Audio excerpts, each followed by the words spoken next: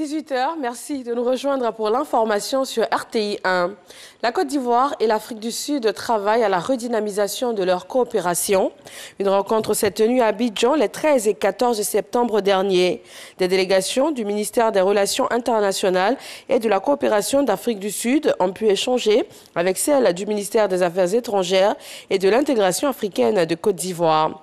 Les 23 projets d'accord de coopération qui vont meubler la visite d'État du président sud-africain en Côte d'Ivoire en décembre prochain ont été examinés. Après un mois de sensibilisation sur la sécurité routière, les structures du transport routier dressent un bilan. Le ministère des Transports, à travers la coordination de la stratégie nationale de sécurité routière 2021-2025, enregistre une baisse de 30% des accidents de la circulation. Ces acteurs du transport routier proposent à l'issue de leurs échanges une implication plus effective des parties prenantes afin de réduire l'incivisme sur les routes. Le ministre de la Promotion des petites et moyennes entreprises, de l'artisanat et de la transformation du secteur informel souhaite accompagner les artisans dans le développement de leur secteur d'activité. Il les a rencontrés sur leur site de production dans la commune de Cocody. Marie-Ange Kouakou et Cheikh Koné. Jean Awa travaille dans la maroquinerie. Il fabrique des chaussures, des sacs, des cartables et des ceintures à la main. Pour le maroquinier, son rêve est de créer une véritable industrie dans le pays. Mais il traverse de nombreuses difficultés. Nos difficultés, c'est l'approvisionnement en matière d'œuvre, en matière en fourniture et en accessoires.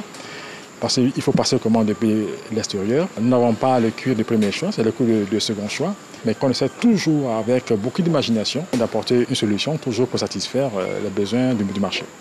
Comme Jean Awa, le maître artisan Kokoa Wenceslas fabrique uniquement des chaussures. Il souhaite transmettre son savoir-faire aux jeunes apprenants.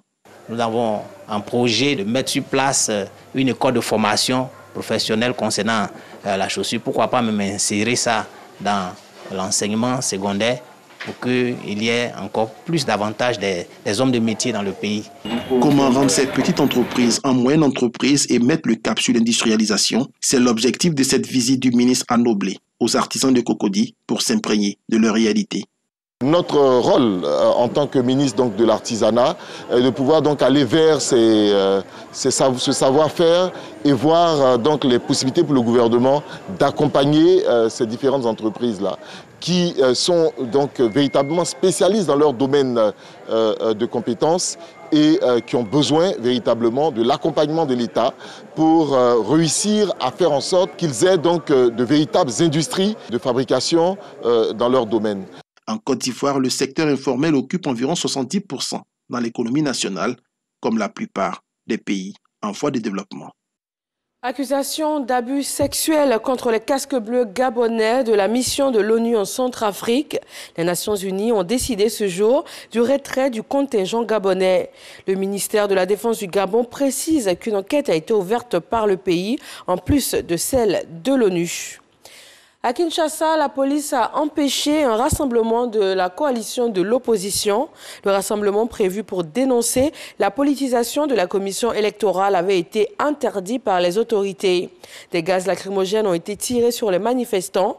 Les forces de l'ordre s'en seraient aussi prises à des journalistes présents.